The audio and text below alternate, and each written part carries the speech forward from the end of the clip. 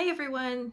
Today is Sunday, November the 3rd, and I'm finally back for a FlossTube video. I know it's been a while. Seems like it's just been really busy. I don't know what happened. I filmed in July and then I haven't filmed since. So, and now that so much time has gone by, it's hard to now get back and do another one. I don't know why I'm so nervous, but anyway, I'm here today. It's going to be probably a pretty quick video, but I wanted to show you what I've been working on, a couple of finishes that I have, and maybe talk a little bit about my plans for the rest of the year. So I'm going to start with a few things that I finished, and the first one has a little story behind it. So my dear friend, stitching friend, Jane, reached out to me back in August, and she said, I have a couple of, or I have a WIP that I've been working on, and it's Celtic Spring. And she said, I started it about 20 years ago, and I put it away, and then I pulled it back out recently, did a few stitches, but she just couldn't get back into it again. Longer story behind that, but it's not my story to share. So anyway, she said, she needs to be finished, and I wondered if, or she not that she needs to be finished, but she said it would be great if someone who wants to finish her would have her and finish her. And so she asked me if I would like to finish it, and I said sure. And I had no idea how much of it she had done. And when I received it, it was a lot was done. It was most of, like, I would say 2/3 of the dress was done. A whole lot along the top, and if you're familiar with the pattern, I'm not going to show you because I'm going to show you the finish. So she sent it to me in August, and then I put it immediately on my scroll bars and worked monogamously on it until it was finished. So this is the finished Celtic Spring, and I think to finish it from where it was when I got it, I have a choppy picture of, I had already put it on my scroll bars before I thought to take a picture of where it was when I received it from Jane. But then, anyway, I'll show you that. But this is the finish. I need to iron her. Sorry, I did iron her lightly, but I haven't done a really good ironing. So just love. There's so many beads and so much gold. Rainbow Gallery. Petite Treasure Braid, one of it, yeah, I couldn't think of it for a second. There's so much Petite Treasure Braid gold. I think there were 4 cards total, and Jane sent me all of the beads and all of the Petite Treasure Braid, which was so sweet. So I got busy on that and I finished it, and it's so pretty. So I have the dimensions of what I want her to be framed. In terms of like how much margin around all the outside. So I think my next plan is to go and get some mounting board and get her laced onto a mounting board, and then get a custom frame for her. So really super excited about that. And Jane, thank you so much for sending her to me. She's beautiful. You're amazing, and hopefully we can meet in person someday. I've told you we can have joint custody of her once she's framed too, if you really, if you want. You're not far from me, you know. So we could trade her off once in a while. So that's my big finish since I've seen you. I have a couple of other small finishes. I started, this is called Chubby Fox. It's from Jeanette Douglas, and this is what it looks like. I started it back last year in October when I was traveling. My husband and I went on a trip to Branson, and I started it there, but I didn't get very far. So this year we did another trip to Branson at the beginning of October. Branson is in Missouri. It's kind of an entertainment town. If you haven't heard of it, it just has Silver Dollar City theme park. It's got all kinds of shows and live stage productions and music productions. And the Dolly Parton Stampede is there, so it's just a highly entertaining place to visit. Plus there's a lake there. Table Rock Lake is there, so in the summertime it's pretty popular for people to go there and go boating and But we like to go in the fall because they have everything decorated for fall harvest. So my tangent, I took it again this year to when we did our trip here in October, and I finished it.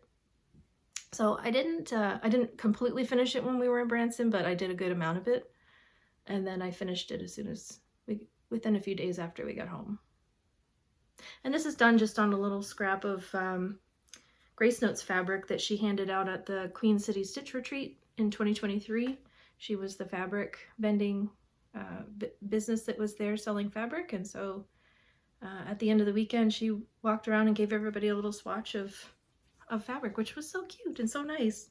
So I thought the fox looked perfect on that one, and so that's what I finished him on. And then my most recent finish is one that I started 2 years ago, right after Needlework Galleria, which happens every usually up September, in St. Charles, Missouri, which is just like neighboring, it's part of greater St. Louis City area, but it's its own separate township. So St. Charles, it's like a 30-minute drive for me. And so they have that every September, and it's usually 4 days or 3 days, like a Thursday night where you can go and you can just shop. And then they have a stitching room, and people come in from out of town and stay in the hotel. It's set up in embassy suites, and so the suites are set up kind of in a square shape, and then the middle of the hotel is all open. But so you take an elevator up to, I think it was like the 3rd floor, and every single suite all the way along the outside of that whole floor, every suite turns into a shop. So you can go shopping there. So a suite is like a living area, and then a little bedroom off of that in the back. So some of the vendors use the bedroom area where they sleep and just have their shop in the front. Some of them will take the whole suite and have both rooms, and there's even some that have 2 suites that are completely full, like both living areas with a connecting room that you walk through the door, and then one, like there was one that had fabrics just all over the bed in one of the back rooms, and then the 4th, the bedroom off of the 2nd suite was blocked off. But so some of them go all out, and some are, well, they all go all out, but that's a really fun event. But while I was there that year, 2 years ago, because last year I missed it by a week. I, for some reason, thought it was a week later, and by the time I went to check my calendar, it had already happened, so I missed it. So in 2022, I bought this pattern, which is Stitch an Inch Fall from By the Bay Needle Arts. And you can either take each of these little squares and do them individually. And on 28 count fabric, they really are just an inch. That's how big they are. Or you can stitch them all together. And I chose to stitch the whole thing all together. And so I haven't touched this in 2 years. So I started it in the fall of 2022. I had it about maybe half, a little more than half done. And then I put it away, and so I got it back out in the fall of this year, and that is my finish. And I think it's so cute. I love the little sailboats and the little houses, and there's even a couple little sheep in there. For being only an inch tall, I think there's an incredible amount of detail. And the trees are all have little branches that are backstitched. They're so cute. So I finished that one. And I just did it on a piece of white or antique white. It's probably white. It's an old scrap of fabric that I had, 28 count even weave. There's actually a little bit of stitching right here. This is, I had started, which one is it? The Santa of the Forest by Lavender and Lace. I had started that on 28 count 1/1, probably 20 years ago. And this is the bottom part of it. I cut it off and just threw the other part away because I never, it's not that I don't love the pattern, but for whatever reason, I thought I would do it 1/1. And 1/1 on 28 count is not my thing. And doing this and finishing it kind of reinforced that feeling that I don't like 1/1 on 28 count. It's just a little too tight for me. I really prefer the 25 count when I'm doing 1/1. So those are my finishes. And next I would like to I'll show you my progress, or my current WIPs that I've pulled out recently. I tried to think through all the things I've worked on since July, and honestly, I don't even know.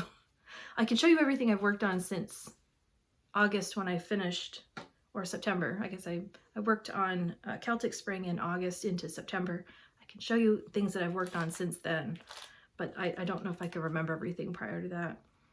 But before I show you my WIPs, I had some happy mail from, I don't know if she's okay with me saying her name or not. I'll say her first name. Her first name is Holly.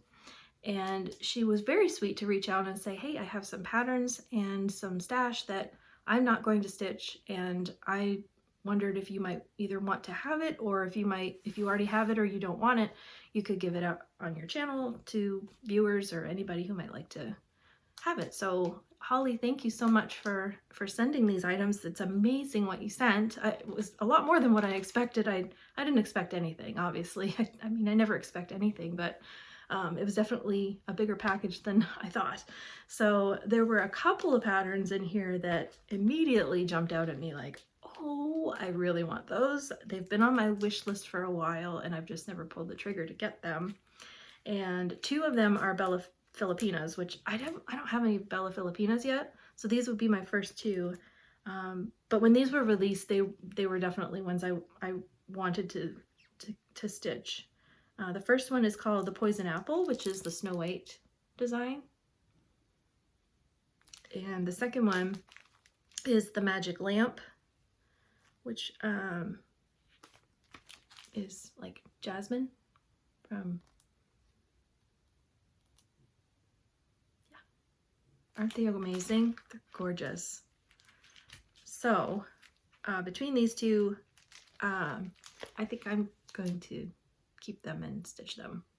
Look at the fabrics that were chosen on the model stitch. They're just perfect for both of them. Yeah. So Snow White and Aladdin, and I need to check. Are there other ones that have been released? I wasn't sure that Aldrin had done any other of the fairy tales, but I need to check. But definitely Snow White was one that just immediately, whoa, I really love that one. She also had sent, and I can't show it because it's already been spoken for, she had sent a Mirabilia botanical garden, and I don't have it in front of me to pull it. I have my collection of Mirabilias is like right here behind me, and to find it's going to take me too long. But so it was botanical garden, and it also had the bead pack with it that she sent. And so my daughter recently started cross stitching about 3 months ago, and she's like full, like she just jumped in the deep end and she's stitching up amazing things. So I hope at some point that she'll come and visit us, and maybe we'll do a FlossTube together, and I'll show my WIPs and she can show her WIPs, maybe toward the holidays. She's pretty busy right now. She works part-time and she goes to school full-time, and she has a full busy life with her 2 dogs and everything else that life has. So her stitching time isn't as frequent as she would like, but when she has a few minutes to stitch, or she just wants to take a break from her schoolwork, then she does some stitching. So she's doing linen, she's doing Teresa Kogut designs, she's got a full coverage she started, like she's it's like she's been stitching for many years, and I guess the apple doesn't fall too far. She's already got 7 or 8 WIPs, I think. So anyway, I don't take credit for that type of influence, but we have had several visits to Color and Cotton, which is about 10 minutes away from me, and I can't help it when we go there and I'm like, we're just going to look, but yeah, we usually can't help ourselves. So we end up with some fabric or a pattern or something. So so those were the first 2 items, plus that I just showed you the patterns, plus the botanical garden and the bead pack. Allison, my daughter, she has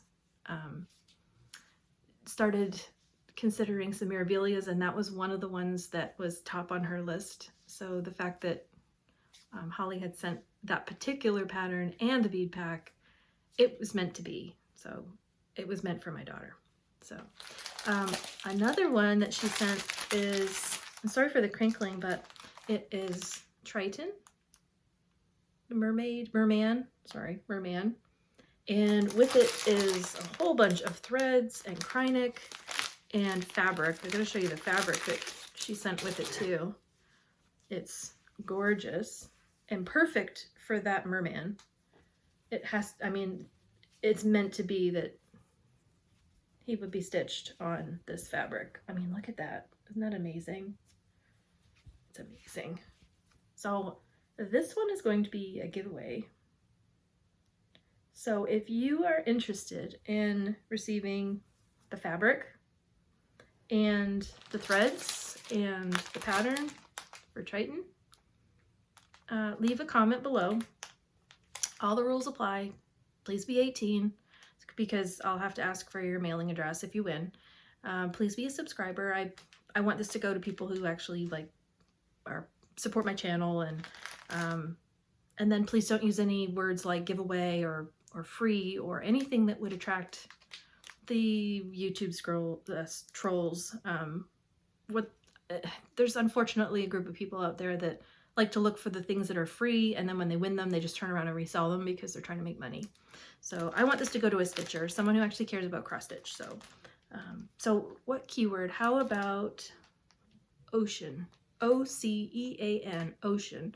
If you leave a comment below in the video comments and use the word ocean, then I will do a drawing in my next video, and I'll pick a lucky winner who will get all of these items. Holly also sent a few other patterns that I would also like to do as giveaways, because a couple of them I already have.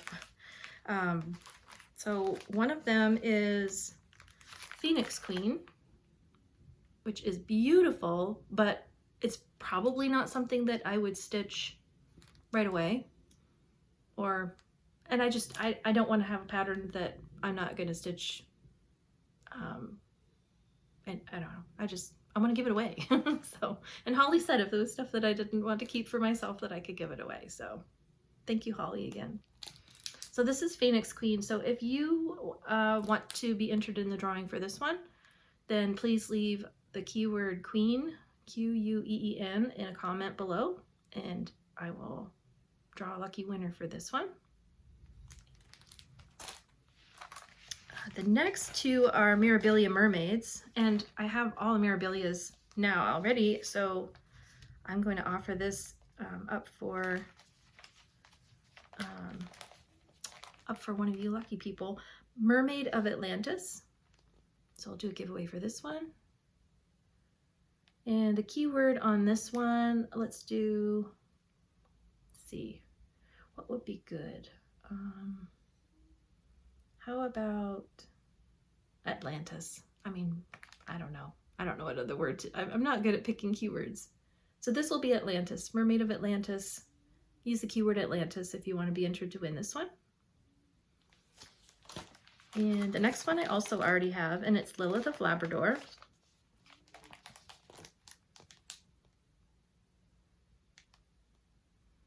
And this one, we'll use the keyword, I don't know, is Labrador too big of a word? L-A-B-R-A-D-O-R, Labrador. If you use that word in your comment, I'll put you in for a drawing for Labrador, Lilith of Labrador. And then the last one, which I wish I'd done a video sooner because it's Halloween themed. And it's another Bella Filipina, and it's called Spooky Cauldron. The fabric on that model stitch, isn't that amazing? I don't stitch a lot of Halloween designs, and that's probably why I'm choosing to do it as a giveaway. I would like someone who does more Halloween stitching, or who really is into Halloween, to be able to have this to stitch it. So for this one, let's use the keyword spooky, S-P-O-O-K-Y, spooky, and then you'll be entered in the drawing to win that one. So that is Stitchy Kindness, which I'm sharing that kindness with all of you because, I mean, that's what we do. We love to share with each other. I went to Queen City Stitch Retreat this year, It was Autumn Lane Stitchery were the guest designers there. We had a blast. It was fun.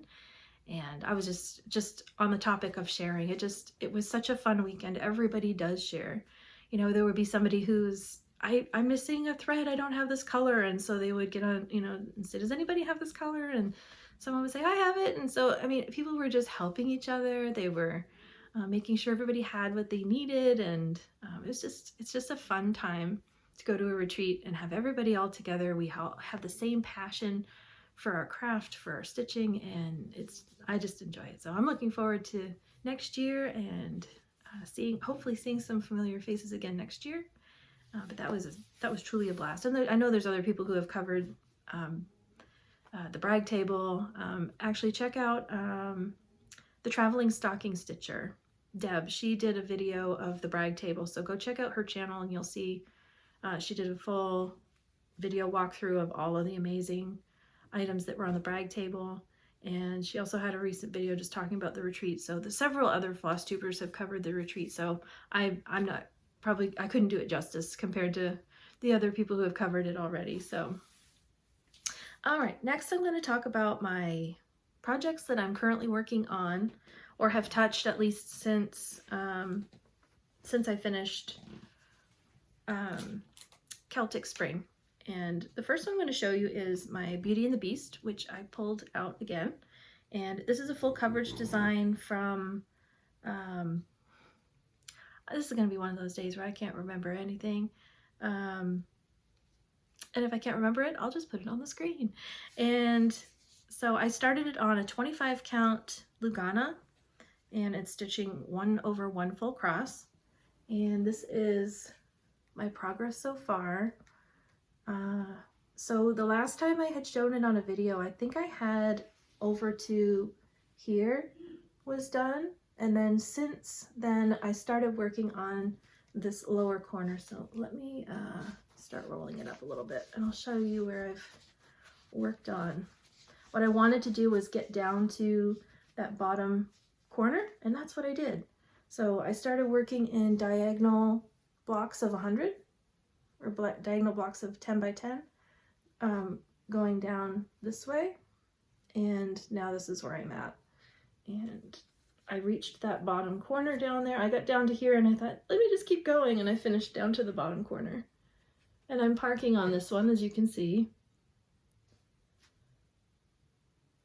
So, and that is what I have left on it, is from this bottom of that row of pages down and across and up. That's what I have left. I believe I'm at 61 or 62%.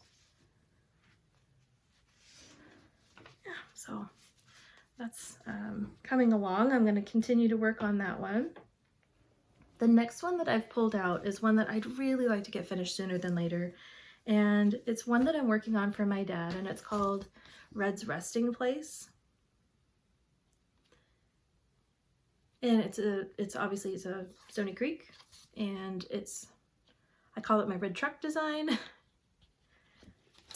And my dad had asked me if I would stitch him a design with a red truck in it, and this is the one that we decided on.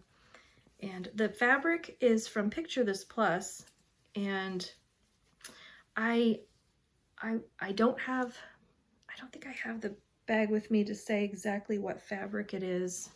Unless it's on, oh it is, I have a sticker. It's Legacy, 28 count Legacy from Picture This Plus. And it's a Lugana. So 28 count Lugana. Yes, 28 count Lugana. And I still have it on the Q-snap, but I'll pull it off. So that's how far I am on it currently. So since the last time I showed it, I've done all down in here. I had a lot of the trees I had done, but I did a little bit more of the trees. I came down here and started working. I've reached, I believe this is the bottom. I'm doing some fill in down here. So this is the bottom, and then this is the top. Goes up a little bit because there's some birds up in the sky, but so I've reached, and this is about the halfway point. Oops, I got a needle there. This is the halfway point. I just kind of found a very specific line of color that has worked like the boards here. So because I don't want a jagged stop. I don't want to have page break lines, but so you can see how I kind of feathered it a little bit into the next set of pages. But all I need to do on this page is just fill in a little bit, fill in the truck here, fill in over here, and most of that is, it's like just grass, dark area here with some grass and a little bit of the barn. So it's coming along. I'm really happy with the progress on it. My dad's turning 80 in December, and so originally I had planned to just work on this monogamously until I had it done, but I know I won't get it done before his birthday, and I'm pretty sure I won't get it done before Christmas, but he's coming to visit me. He's actually arriving tomorrow, and he'll be staying for 8 days, and I'm really excited to see him. So I'll show him my progress on it, so at least he knows that I'm working on it, and he'll know that it's coming. Whenever I finish it, then I'll frame it and have it sent to him. So that is my progress on Red's resting place. And the next one I'll show you is, it's a new start. And I wasn't going to do any more new starts this year. I'm really trying to focus on projects that haven't finished yet, that I've already started, because I have a lot. I have over 100 now, I think, and that's way too many. And I really want to either finish them or I want to rehome them. With Jane's lovely gift of Celtic Spring, it really got me thinking that if it's not something, if I have projects that I have in my stash and I'm not going to finish them, why not find someone who wants to adopt them? Because adopting someone else's project, I can't tell you how invigorating or inspiring that is for it just got my stitchy juices going. I don't even know how to explain it, but when I received it, I immediately felt like I wanted to work on it and finish it, and it was almost like an honoring kind of thing, like I'm adopting someone else's project. I want to show it love. So I may do the same thing with some of my projects as I go through them. I finally got my craft room reorganized the way I want. I'll show you a picture, or maybe I'll quickly at the end of the video, I'll show you a little bit around my craft room, but I was inspired by the Seattle stitcher. She had taken a lot of her flosses and put them in some little drawers to organize them by color, just to make it easier to have all of your flosses together. So I did that with all of my DMCs that I had in my stash that I could find that didn't have a home with a project bag. And I put them I sorted them and did them by like blocks of 10. So like anything in the 470s and the 480s and the 490s and the 500s. So at every for segments of 10 that existed. I mean, we don't have 1100. So so obviously it's just for the ranges that exist. But now if I need a color, I know exactly where it is, and if I don't have it in one of my drawers, then I know I need to go buy it. So I feel good knowing that I have my stash organized with my flosses. But anyway, back to, I wasn't going to do any new starts because I want to finish my current projects that I've already started. But this one, I couldn't help it. My daughter started a Teresa Kogut, and I really wanted to start a Teresa Kogut. So I did, and I chose, it's called And God Saw. That's the pattern. And I absolutely love those little birds. Aren't they adorable? And the flowers and just the colors in general. I really was drawn to this design. And Teresa Kogut does amazing, amazing patterns. So this is where I got to so far. I've done the border all the way across the top, and then I started doing a little bit of borders, and then I came down the side and did the first flower. I did the bird and the next flower, and then I decided to start filling in the checkerboard pattern that goes all the way across here. So I'm working this one on 40 count. It is, do I have it? It's a color and cotton. I think it's a limit, like a one-off, it doesn't have a name. I think she calls those either odd sock or limited edition or something like that. So it doesn't have a color name, but it is a 40 count. And so this is the first time I've done anything on 40 count, I believe. And I'm doing it one thread over two one strand over 2 threads, 1 over 2. And I love working with 1 strand. And that's what I think I like so much about full coverage. I love working with 1 strand over 1 block. And with the 40 count, I love working with the 1 strand, and it's really not that difficult. I don't find it that difficult to do it over 2 strands because I work with it anyway. I work with my Mirabilias and pretty much everything else I do, you know, 2 over 2 or 1 over 1, but doing 1 over 2, it almost seems like the best of both worlds because I'm still doing it over 2 threads on the fabric, but there's something about working with 1 strand of floss. I don't have to worry about my stitches laying straight. I don't have to worry about railroading. I love it. So I think I'm going to be doing a lot more on 40 count. I don't know about 46 count. That does seem a little small, but I don't know. I'm going to see how I do with the 40 count and we'll go from there. But I'm finding now, and I've talked about my mag eyes before, where I use mag eyes with my glasses. I wear my glasses and then I have the mag eyes for magnification. And so what that allows me to do is still like be able to, if I'm watching TV with my husband, I can see the TV, but then I can also have the mag eyes. They're not right close to my face. They sit out away from my face. So I can have those pointed down at my stitching, but I can still see over them to see the television. But what I'm finding is that when I'm not watching television, or if it's something that I'm listening to, but I'm not like attentively watching, I take my glasses off and I actually don't need any correction. I don't need readers. I don't need magnification at all. So most recently, I've just been stitching without my glasses and taking them off, and I've had no problem at all on the 40 count. So I'm really happy about that. My vision is I'm nearsighted, so I need correction for distance. But so far, I haven't needed any correction for up close. I don't need bifocals yet, and so I'm just going to keep stitching on the lower or the higher counts, 40 count plus, for as long as I possibly can. And if I can't do it with just my natural eyes without any correction, then I know I have correction that will help with the mag eyes and everything. So that's my progress on that one. And then the last one I want to show you is my, I pulled out a Mirabilia. It's one that I would love to make a lot of progress on. In fact, I plan to work on it today. It's Cinderella, and this is what it looks like as charted for Mirabilia, but I'm not doing it as charted. I'm doing a color conversion, and I got the color conversion originally from when I visited Moncton, New Brunswick in Canada. There's a store there called the Stitchy Bug, and they had actually on the wall the actual stitched model that Amélie Leblanc, if you know about the full cover or the Mirabilia full conversion Facebook group, she has posted her Cinderella in there with it's converted to beautiful blues, blues and whites, and her completed piece is actually on the wall in the store.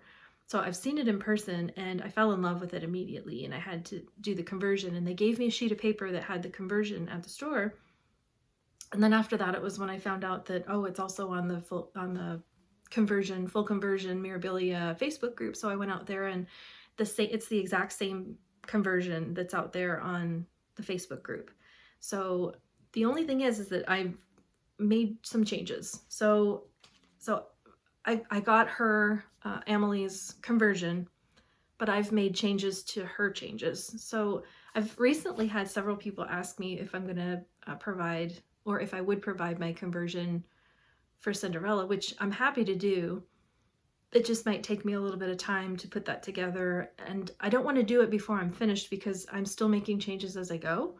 In fact, this week I started stitching an area and I didn't like it, so I frogged it and I redid it. And it's not the colors that were in the conversion. It's colors, some of the colors are in that conversion, but they're in a different place from, I don't know, it's hard to explain. I'm taking different colors and putting them in places that I like better than what was in the conversion. So, but I'll show it to you, and I think when I'm finished, I can definitely, I'll put together a conversion of what I did and where I put different colors, and I'll see if I can do that. I just, or I'll have a video that I'll do and explain where I changed some colors. That might even be easier. But I'll show you where I'm at. So I finished, I'm gonna have to stand for this. So I finished the castle, and I think I've already shown the castle in a previous video because I haven't worked on the castle at all since probably, I don't know, it's been many months. I finished the castle, but what I did instead of how it's charted, and I'll show you, it's charted with gray. The castle is all, it's gray and it's got gold in, the roofing is in gold, and a lot of this is charted with gold, like even around the border. It had its gold beads, and it has kind of browns and gold threads. Well, I wanted to convert mine to be more cooler colors. So that's the difference. If you look here, and then that's what I did. I changed it to cooler tones. So this here along the border is done with sulky thread. And I also used that same variegated sulky thread in the castle because I wanted it to look like bricks. And I wanted it to look colorful, kind of like I would think of like a Disney castle. And then I converted these from gold and brown on the peaks. I converted those to gray and silver. There's some sparkle threads in here that you can see that I used. And then these here are both done in a sparkly gray Kordek. All of the trees and all of the green is all as charted.